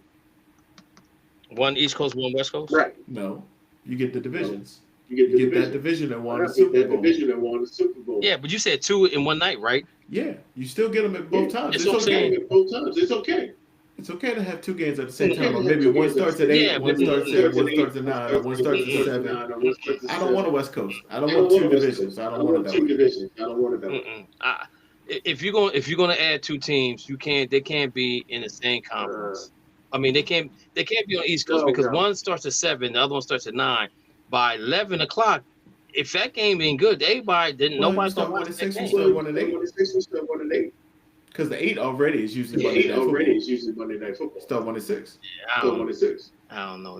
It's a good idea. I get your point about having it though. If they did like AFC West and NFC East, and then they both could swap. Okay, that's the point. That's it right there. You find the divisions that are going opposite of each other, and they swap during that time. So you get an East Coast and a West Coast game, and that's the team that you're already playing on the West Coast. And they switch East Coast West Coast. You always have East Coast game and West Coast game. I like that. Yeah, NFL, don't come take our idea again because y'all then like you're gonna have a 10 p.m. game on a Monday night. Ain't nobody going to work on Tuesday. Already ain't going on Monday night. Depending on who playing. You guys watch the combines this weekend? Fast. I mean, it was faster and fastest. Fast and the Furious. Can't teach speed. And one announcer said that the players are getting so good at the combines, they think teams going to overreact on how well they do. Like, for example, what does a broad jump and a vertical jump really have to do with offensive linemen or defensive linemen? Explosiveness. I don't get it. How quick you can get off the ball and how quickly you can go in the first 10. I get that part, but what's the vertical jump has to do with it? Defensive lineman vertical jump, so Cam Hayward can knock down the ball. Yeah, but you doing a vertical jump with no obstacle in front of you. And so you're running a 40 with nobody in front of you. True. But the thing about what they're saying is that these guys are so equipped to doing the combines now that they think that they need to change it up somewhat in the way they do things or the activities they have in it, because it's you like the one guy that ran the 4.27 or something like that. That was incredible, right? But we already know that them guys that come in the NFL running that 4.2 whatever they run, they don't really become that type of player in the NFL no more. You know what I'm saying? You just don't they don't have a long lasting career. If you look at it like defensive linemen, check this out. A defensive lineman, Arvell Reese from Ohio State ran a 4.4. Sonny Styles runs a 4.4. Caleb Alarm or Aura runs a 4.7. These are defensive linemen and linebackers that running 4.4s. That means they can get to the ball quick, right? Per se, during the game, you would think they could get to the ball quick. I don't know. My computer is like running. I think I got too much stuff open. Let's see here. They close. Yeah, it's really slow for me. But then you have defensive backs. One guy ran a 4.240. So that means his closeout speed should be there because nothing's in his way for closeout speed to knock the ball down and get an interception. I would say I'm more impressed with the defensive backs and the linebackers, because linebackers gotta have somebody's gonna touch him all the time. Defensive backs, they're gonna let you get by a little bit, and they're gonna have that they're gonna put in that fifth gear, because 4.2 is that's blazing. You know, we looking at that's more like Olympic track speed for real. You know, but again, they were saying about the combines, like everybody's so equipped to being good at it that now they're probably overreacting, where you had guys that might not have been in the top 10, but now you're running 4.4 linebacker or 4.2 defensive back or running back or whatever the case would be. Now you're on the chart to being a first round draft pick. And I'm gonna give you a prime example. Your boy Mo, your wide receiver, Metcalf. When he came, he ran with a 4.3. At the combine, 4.3. But before that, they were saying he probably looked like he could have been a second or third round wide receiver. But when he ran that 4.3, that put him right in the first round. He was drafted in the second. You know what I'm saying? Yeah. But I think at the time though, wide receiver wasn't what the teams needed at the time. But again, he wouldn't have been a second round draft pick. He could have been a third or fourth round. So his time got him rich, got him more money. You know, so again. I'll tell you what, his most impressive run when he ran down Buda Baker. Oh my God, yes. Yes. That was his most impressive run to me. Yes. Kid runs like a horse. Yes, that was impressive. That was impressive. That was one of the best plays ever. So I don't know if you got a chance to watch the combines. I always look at I just like this. I like the running up for 40. That's the only thing I like watching. Everything else I can care less about. I don't care how many times you press this, press that. It is what it is. Next up, guys, franchise tagging NFL players. So I'm gonna give you a name. Tell me, should they franchise him or not? Let's see here. I wonder where my boy Dana is tonight. He said he's with his Daniel dad. Jones. He said he's with his dad. Oh, Curry, Daniel Jones. Should the coach franchise him or not? No, don't franchise. No. Why should they not franchise him? I just don't know why you would franchise him as much as I don't know why you shouldn't franchise him. I don't know.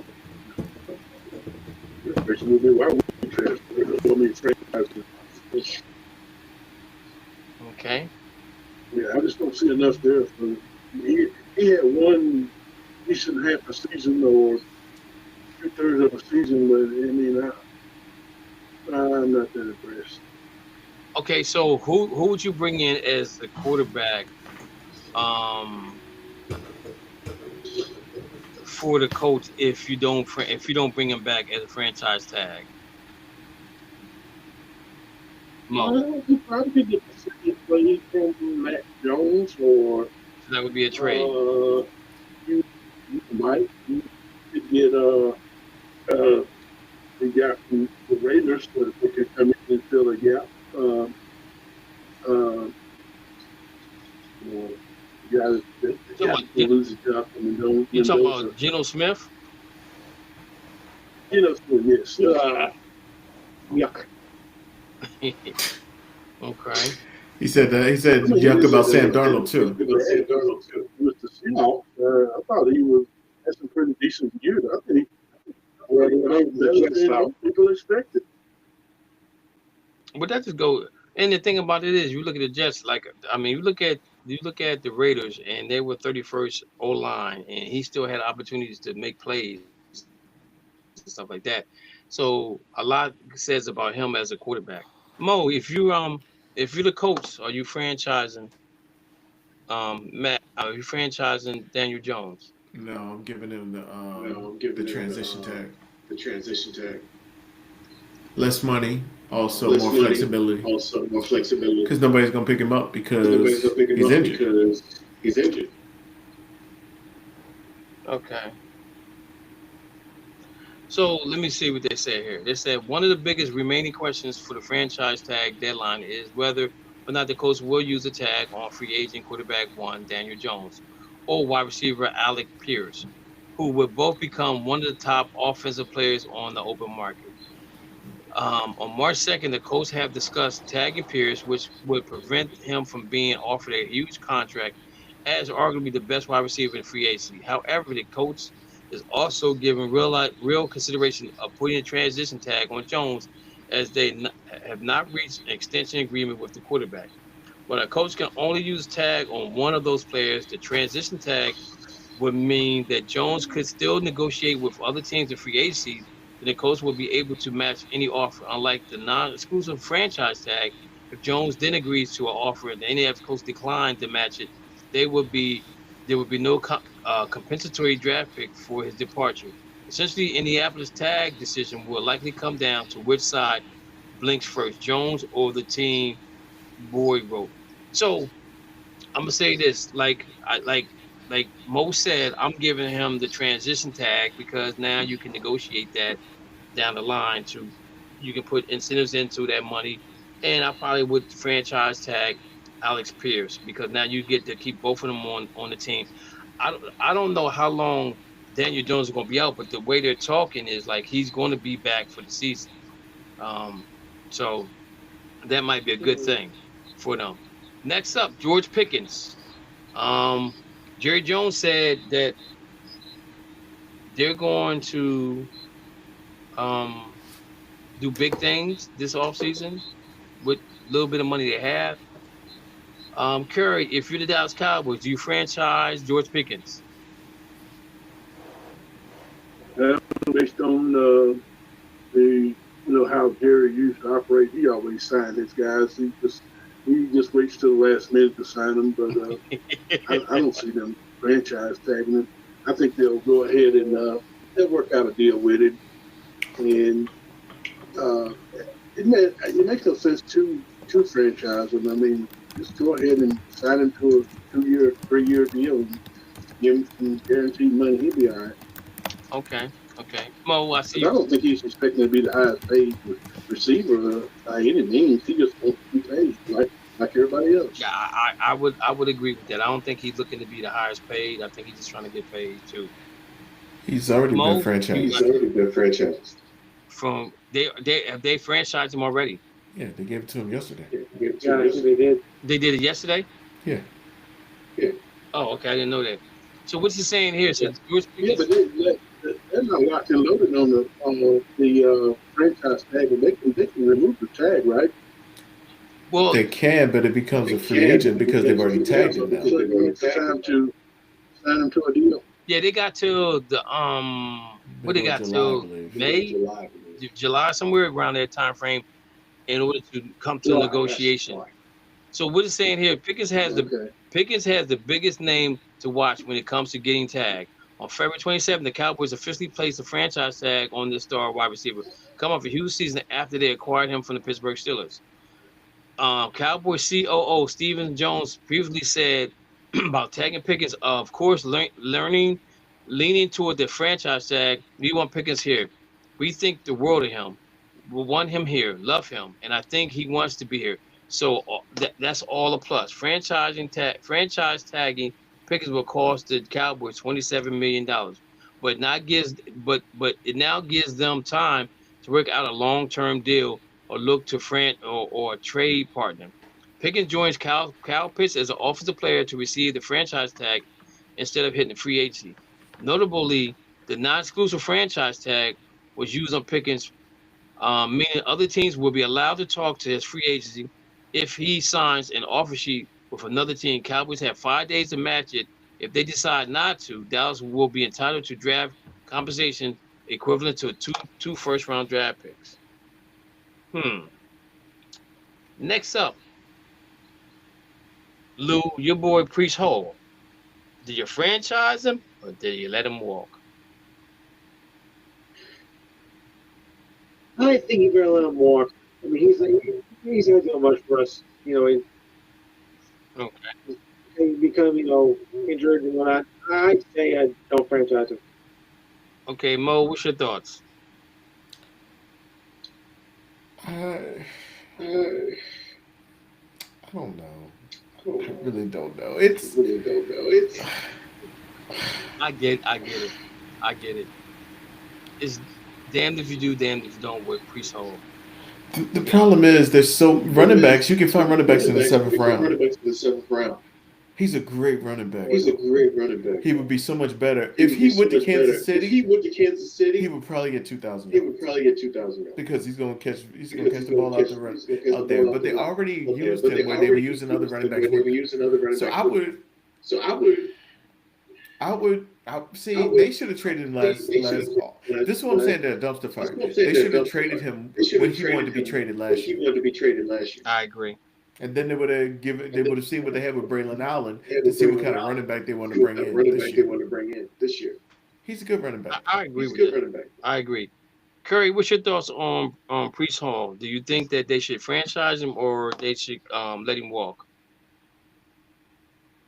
I might go ahead and franchise him for the 1 year and see how he does, and then probably let him walk next year.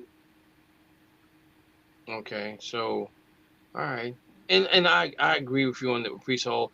The thing about Priest Hall is can he still be that productive running back if they to me the whole thing depends on who's going to be the quarterback for them. Are you going to have a drop back quarterback? You have a quarterback. Excuse me. Do you have the quarterback that will be able to play option, run the football? Those types of things is what makes me will make up my idea if I should franchise him or not, and that's where I stand with that. Like Mo said, he goes to Kansas City Chiefs, and he may run for 2,000 yards. So we'll see how that turns out. Now they got Kyle Pitts as well on the franchise tag. Now the one running back that they're not going to franchise is Walker from the Seattle Seahawks. Yeah. So Seattle they got some cap room, right? But is anybody surprised at them not? I'm not gonna say franchising him, but they're gonna say, "Yo, we're gonna let you go ahead and see what's out there."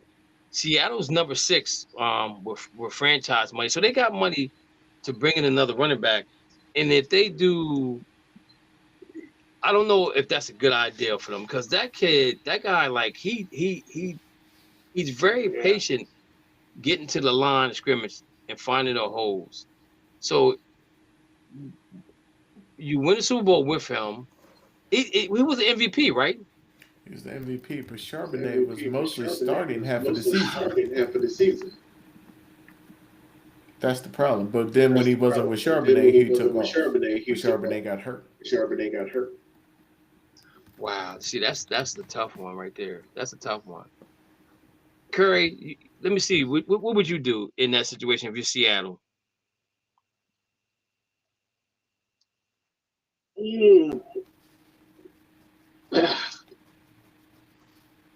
That's tough. Yeah. I mean, I would. I'd have to keep it. Yeah, I that's for them. They have they got a backup plan. Mo, what's the age between Walker and Priest Hall? How what's the difference? And I'm trying to think of any other free agent running backs out there right now, that they could look at to replace him. Charbonnet and Walker are both 25. Breece Hall is 24. So they're all young. Yeah, most running backs come into the league now after their third season, so they're usually 2021. They're really young guys. That's amazing. Looks like Nick Chubb's going to become available now that the Texans picked up David Montgomery. I'm going to talk about that one. So let's lead into that. Nick Chubb looked terrible last year. Montgomery. They've been the same since Minka blew out his knee. Did you talking about a cheap shot? Yeah. Okay. So let's talk about. So what does that do? So let's talk about. So there was thought process that C.J. Stroud might not be the quarterback for the future for this team. And I'm saying to myself, he played the weather. The weather had a factor in most of the interceptions he threw up in New England, right? Why do teams go to the extreme when it comes to things like that?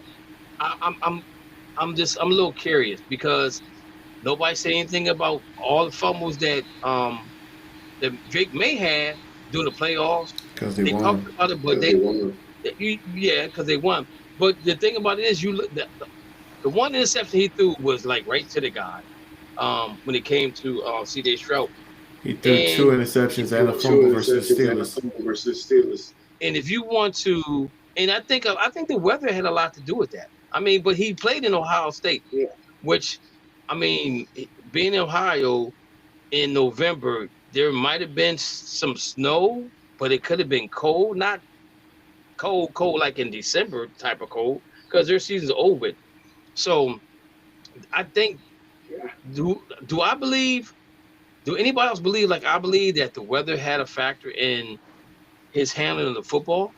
I don't think C.J. Stroud is that bad of a quarterback. But I think that if you can get a number 1 seed next year, or you can win your division, which gives you a home game, then you should be fine. That's the way I'm thinking. That's the way I'm thinking. You know what I'm saying? Because the defense is nice. The defense is what, 2nd or 3rd in the NFL? But getting Montgomery, Mo, do you think that's a shot in the arm for them? Do you think Montgomery can be that dude that he was in Chicago? Because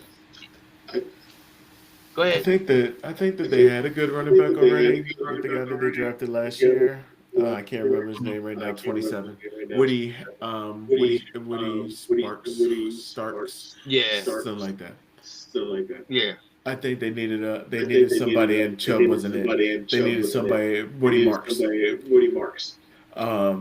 They needed somebody to really push him to get better, and I think David Montgomery has shown what he did with Lord with Gibbs, that he can be a great complement and also a great closer. That's what they needed was a closer. Okay. Because they have the defense. Curry, what's your thoughts on that?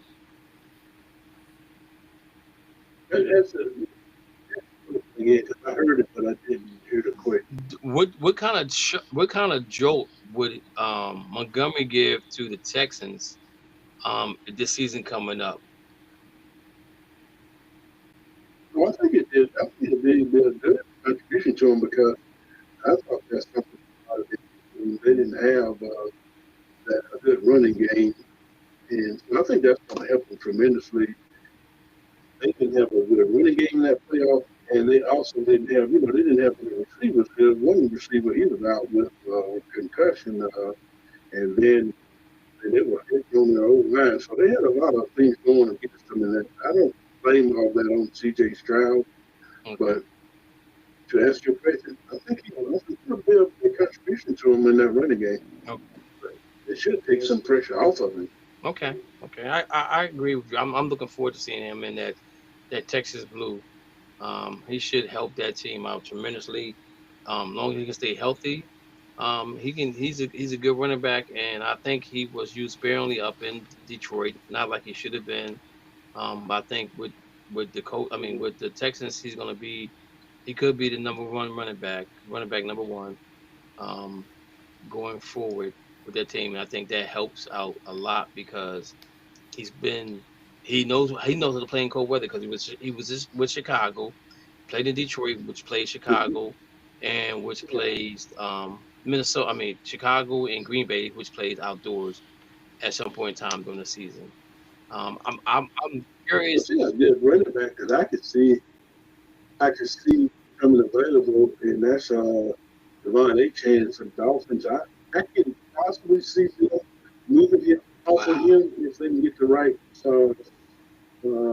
picks for him. You think they will move him? But I think they would move him because they're in a total rebuild. Okay. They're just they're trying to collect all the draft picks they can, and although Achane is a guy that you can build around, he's just one of those running backs that you can't expect to get 5-6 good years out of them anymore. Okay. All right. That's just my opinion that I think they could move him. Mm-hmm. Okay, that sounds about right. I'm not, especially if they're going full blown tank, because again, if they don't get Malik Willis, then they're looking for a gap year with a quarterback because they're saying the class of quarterbacks coming out next year are better than the classes coming out this year. I see Miami. And I hope they don't get Malik Willis. Yeah. I see, that could be the possibility stretch that Miami goes into. Okay, guys, we got about I don't want Malik Willis. We got about 8 minutes left, so let's talk a little basketball. Yes. So right now, the NBA thought they fixed it so that you have to play at least 65 games to get the awards. Right now, it looks a little skeptical. The NBA thought this was going to motivate players to play, and it's not motivating them to play. We're still having this issue of players taking time off from games for whatever reasons there may be. They're coming up with scenarios of how to do the playoffs for the picks, getting rid of the ping pong thing. You got superstars that are not eligible to make first team this, make second team that, make third team that. Now, granted that this happened last year, it came into this year as a play. You might have had some players that had some incentives in their contract if they made first, second, or third team, which they're probably not. They can't be eligible to make, right? So you look at the MVP race, which and not because I'm a Celtic fan, but because Jaylen Brown has been balling out, right? They're 40-20 without Jason Tatum. You lost 3 starters to your team last year, and you pretty much on the same pace of having the same record you had this year, last year. But you was the number 1 seed last year, right? I don't get the. And I you don't went get from why. over the second apron to out of the tax altogether. Right. And yeah, and I didn't even talk about the money part of it. But my thing is right here. Why is not Joe Mazzulla getting more credit, and why Jaylen Brown's not getting more credit? You know, Why is Brad the Stevens first thing not they were getting saying credit? was would you say Mo? And why is Brad Stevens not getting credit?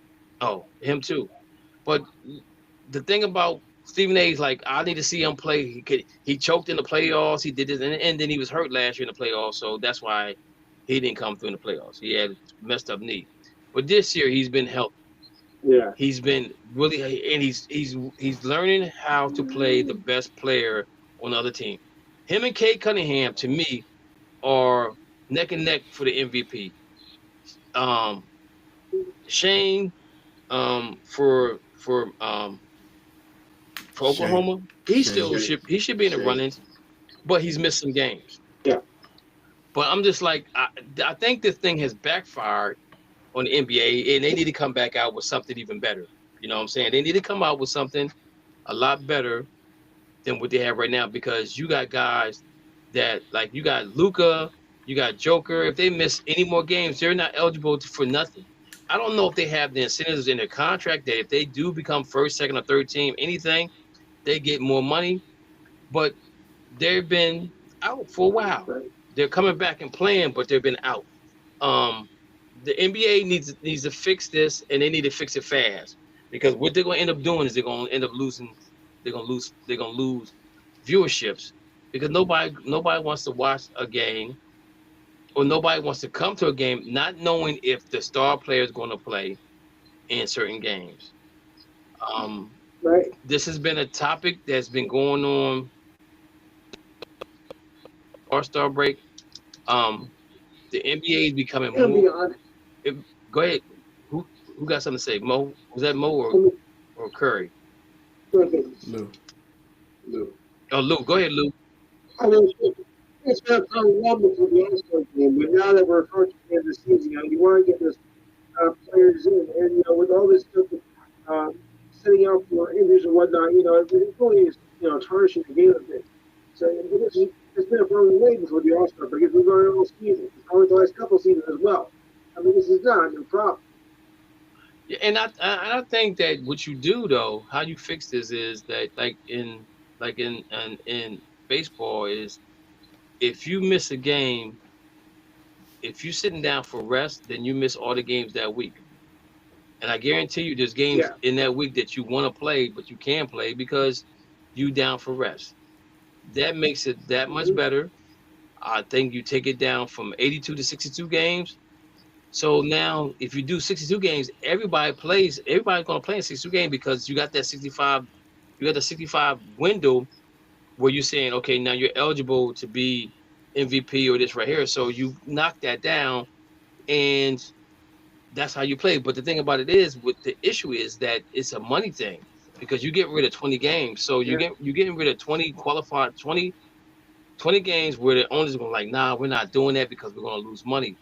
But again, you're still losing money because you're not playing your stars like you should be playing them. I think Oklahoma City is the only team. I think there's like maybe 2 or 3 teams right now in the NBA where the majority of the players have played through the full season. They're right there. If they play 60 games, you got 4, 5, 6, 7 guys on the team that played 60 games, right? You gotta give them guys credit, because to me the game's faster. It's not as physical as it was before, right? So back in the day, you played back-to-back games, and you skip a day, then you go play another back-to-back games, and then you skip a day, and you may go on a trip, and then you go somewhere and play, and skip a day, and then you play another back-to-back games. So the NBA got to get this right, and they got to make it right for the fans, because again, who wants to pay all this money to go to a game and find out that the superstar player that you want to play is not playing? And I wish Kobe was alive Yeah. to find out how he would definitely feel about the direction that this basketball Sure. game's going in. It's I don't know. They're probably the most friendly. They're probably the most player friendly organization when it comes to sports ever. You know what I'm saying? So maybe they need to back away from being so much friendly and start saying it's about the fans, because if the fans don't play, the fans don't come and play, come and watch them play, then there's no season. You know what I'm saying? And you got to do what's best for the fans. Right. You know what I'm saying? So that was just my take on the NBA. Ladies and gentlemen, we're at a 2-hour window. I appreciate everybody for calling in, hanging out on the live feeds. You guys are always welcome to call in to the show on the live feeds.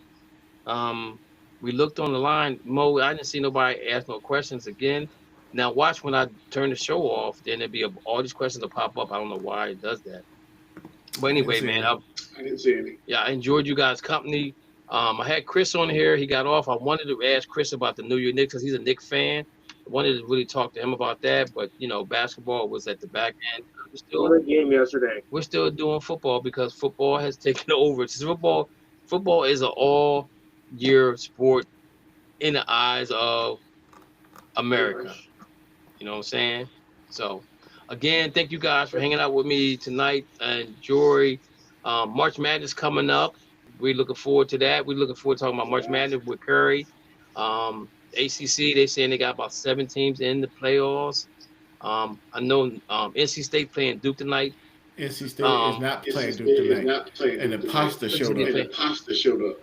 Oh, so NC State must be getting blown out. Yeah. 89 to 57. Not good. All right, ladies and gentlemen, you guys have a good night. God bless y'all. Thank y'all for listening to us again. NFL, don't take our ideas. NBA, don't take our ideas. If you're going to take them, just give us some credit. Now, where is my mouse at? I'm looking for my mouse. Can't find my mouse. Where is my mouse? Oh, there it is right there. So, with that being said, ladies and gentlemen, we're going to get on out of here. And this is how we're going to do it. Thank you for listening to the Just Us Sports Talk Show. You have been entertained in the sports world by K. Dix from Harrisburg, Pennsylvania, Dana the Hater Clark from St. Petersburg, Florida, and Murray E. Baskerville from Gotta Be More Careful, Baltimore, Maryland. Remember, we throw stones and we do live in glass houses. Big time players make big time plays and big time games. Stay ready to be ready. You have been listening to an In the Zone Sports Talk radio production. Remember, you can hear us again on star107fm.com on Saturdays from 11 a.m. to 1 p.m. Eastern Standard Time. Be sure to download the Try99 TV app on any smart device and subscribe to In the Zone Sports Talk Television. The cost is $4.95. Thank you in advance for your support.